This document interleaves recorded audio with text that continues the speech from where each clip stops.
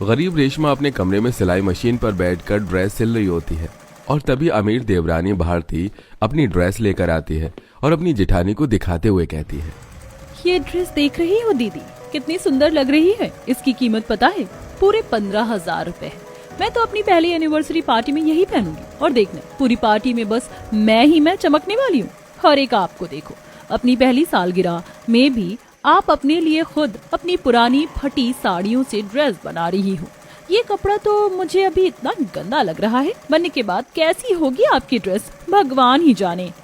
रेशमा और भारती की शादी की पहली सालगिरह आने वाली है, पर उस दिन के लिए जहां एक ही ससुराल में दो बहुओं में से एक ने इतने एक्सपेंसिव ड्रेस खरीदी, तो वहीं एक बहू अपनी सालगिरह के लिए खुद ड्रेस बना रही है। आखिर ऐसा क्यों है? आइए जानने के लिए चलते हैं कहानी में थोड़ा पीछे। बहू कहाँ रह गई तुम दोनों? शाम होने को है।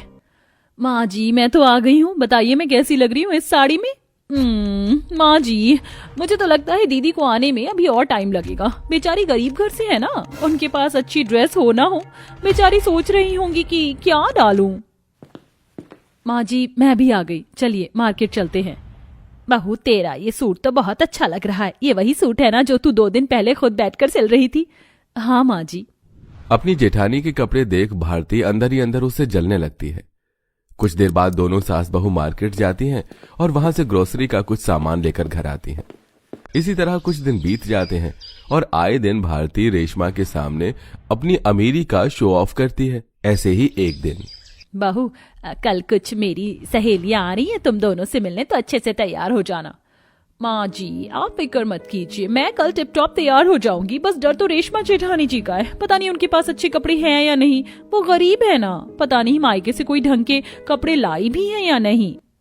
ऐसा नहीं है बहू, भले ही रेशमा बहू गरीब है पर वो अपने कपड़े बहुत अच्छे बनाती है। मुझे पूरी उम्मीद है कि वो कल अच्छे से ही तैयार होकर आएगी।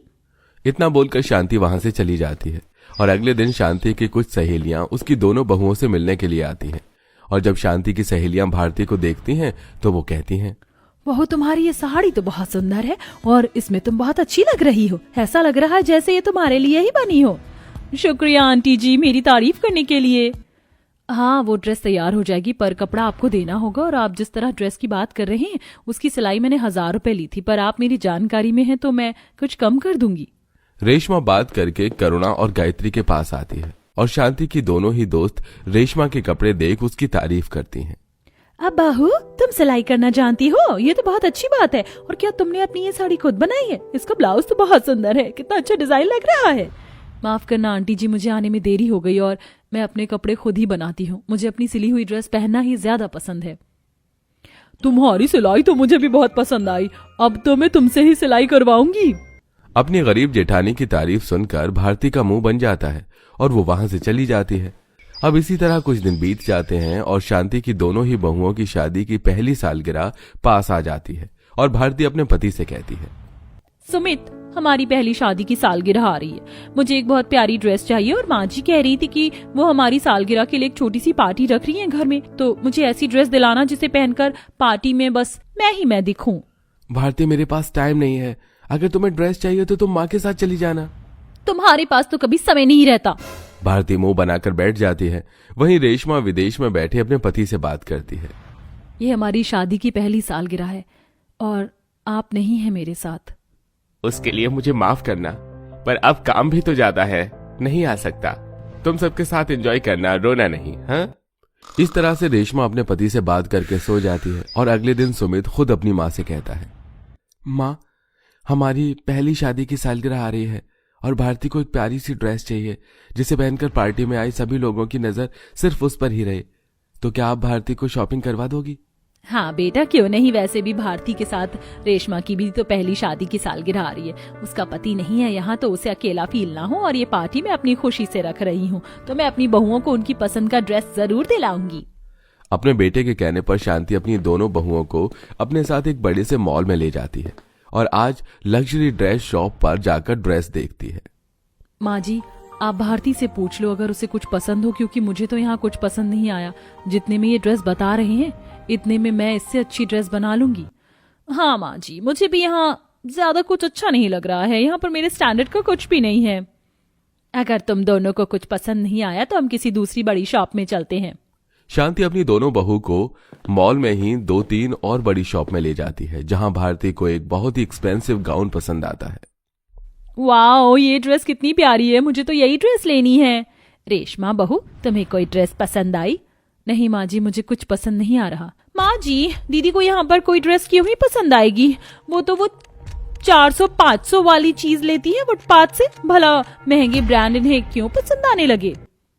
छोटी बहू, थोड़ा कम बोला करो। बड़ी बहू, अगर तुम्हें कुछ पसंद नहीं आ रहा है तो हम किसी दूसरी शॉप पर चलते हैं।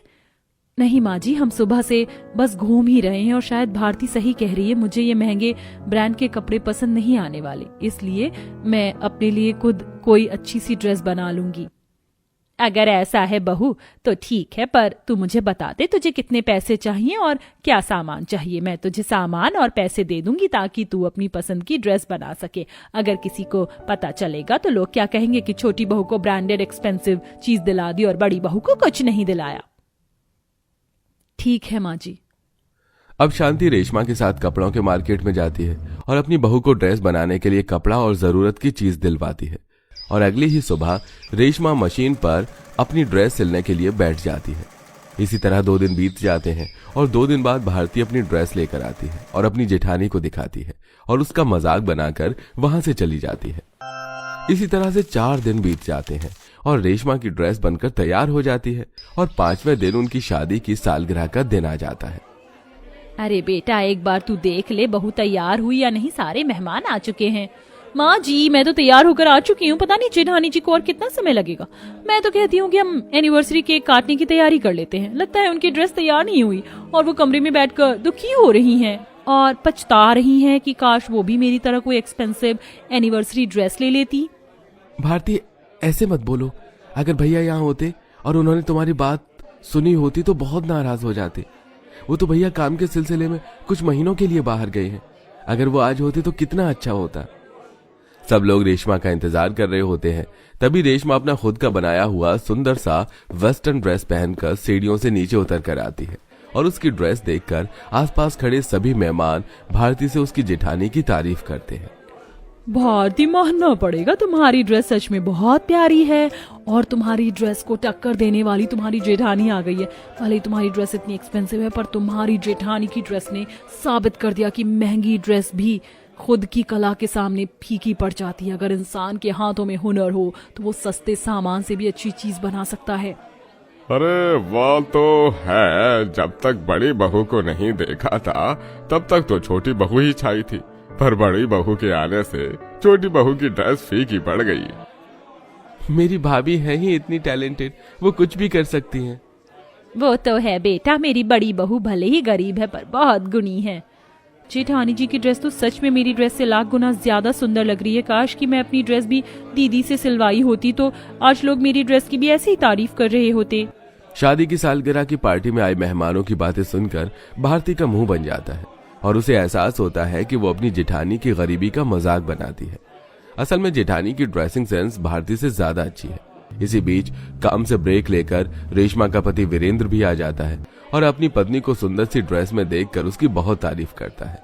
अपने पति को देख रेशमा इतनी खुश होती है कि इमोशनल हो जाती है। फिर कुछ देर बाद दोनों जोड़े अपना अपना एनिवर्सरी केक कट करते हैं और पार्टी एंजॉय करते हैं। और अगले दिन भारती अपनी जेठानी से कहती है, दीदी, मुझे लगा था पूरी पार्टी में बस मैं ही चमकूंगी, पर आपकी एनिवर्सरी ड्रेस ने तो मेरी ड्रेस को भी पीछे छोड़ दिया। क्या आप मेरे लिए भी अपनी तरह अच्छी ड्रेस बनाओगे? क्यों नहीं भारती? उस दिन के बाद फिर कभी भारती अपनी गरीब जेठानी का मजाक नहीं बनाती और दोनों देवरानी जेठानी एक साथ मिलकर रहती हैं।